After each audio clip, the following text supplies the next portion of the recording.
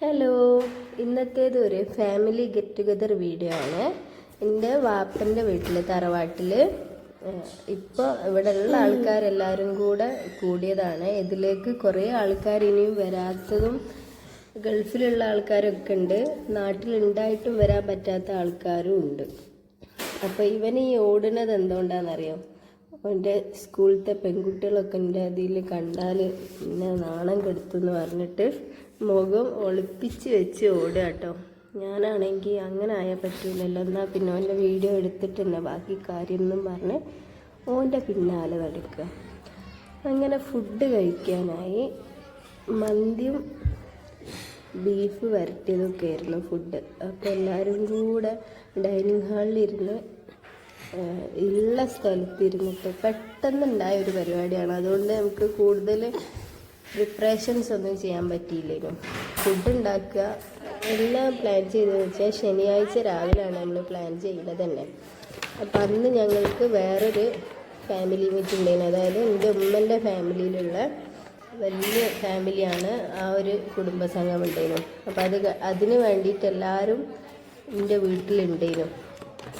അപ്പോൾ പെട്ടെന്ന് തന്നെ എൻ്റെ വീട്ടിലുള്ളവരാണ് അധികവും ദൂരത്തുള്ളത്, അതുകൊണ്ട് ഞങ്ങളാണ് പരിപാടിയിൽ എത്തിപ്പെടാതിരിക്കുക. അതുകൊണ്ട് ഞങ്ങളെല്ലാവരും ഉണ്ടെന്ന് പറഞ്ഞപ്പോൾ എന്നാൽ നമുക്കും കൂടിയാലോ എന്ന് പറഞ്ഞിട്ട് അങ്ങനെ കൂടിയതാട്ടോ. ചിക്കൻ പോട്ടെ കാല് കഴുത്ത് നമ്മൾ പറ്റൂല. അത് നോക്കി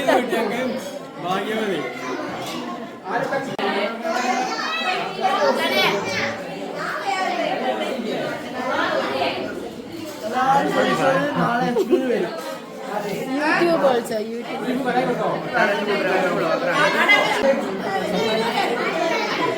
ബീഫ് ഇങ്ങനെ കുഴച്ച്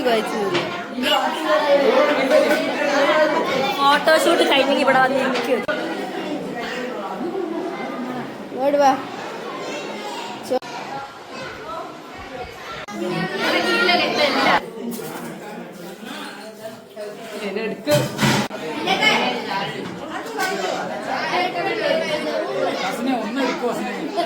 എടുക്കണ്ടേ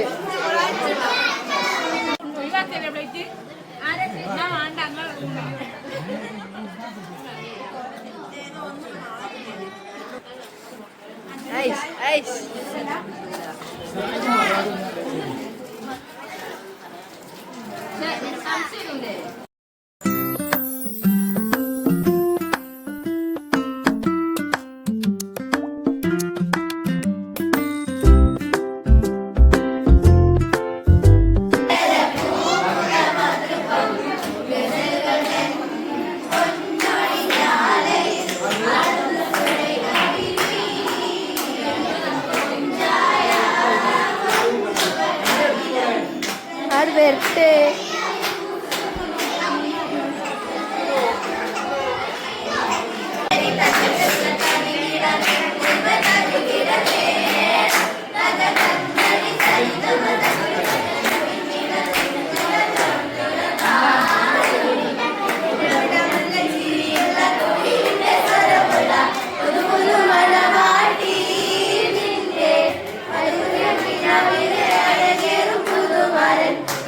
Day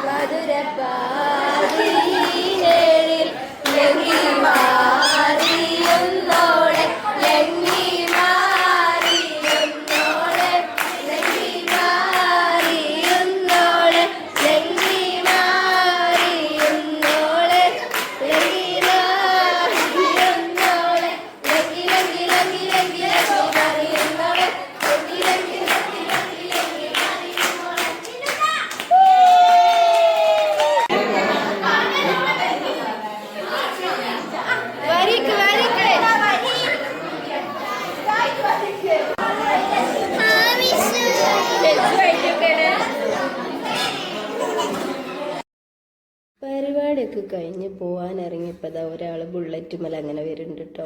ഈ ആളങ്ങൾ ആരെങ്കിലും അറിയോ നോക്കി. നമ്മളെ ഫൂഫു സാറാണത്.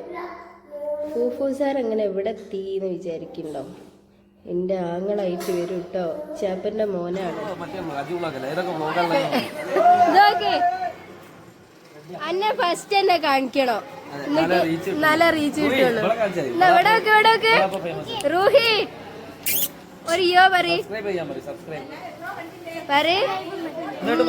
പരിപാടിയൊക്കെ കഴിഞ്ഞ് ഞങ്ങൾ തിരിച്ചു പോന്ന്. ഈ കയ്യിൽ എന്താണെന്നറിയോ? കാടമുട്ട വിരിയിക്കാൻ വേണ്ടിയിട്ട് എടുത്ത് കൊണ്ടുപോവുക ചെങ്ങായി. അത് പെച്ചി കാണിച്ചെടുക്ക് വിരിയാനായ.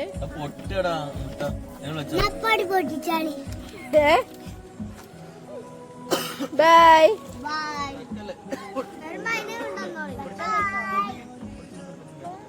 ബൈ.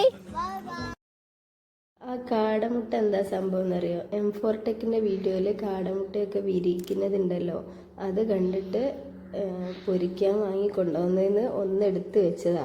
കീശയിലിട്ട് കിടന്നപ്പോൾ അതിൻ്റെ തോട് ചെറുതായിട്ട് പൊട്ടിപ്പോവല്ലോ.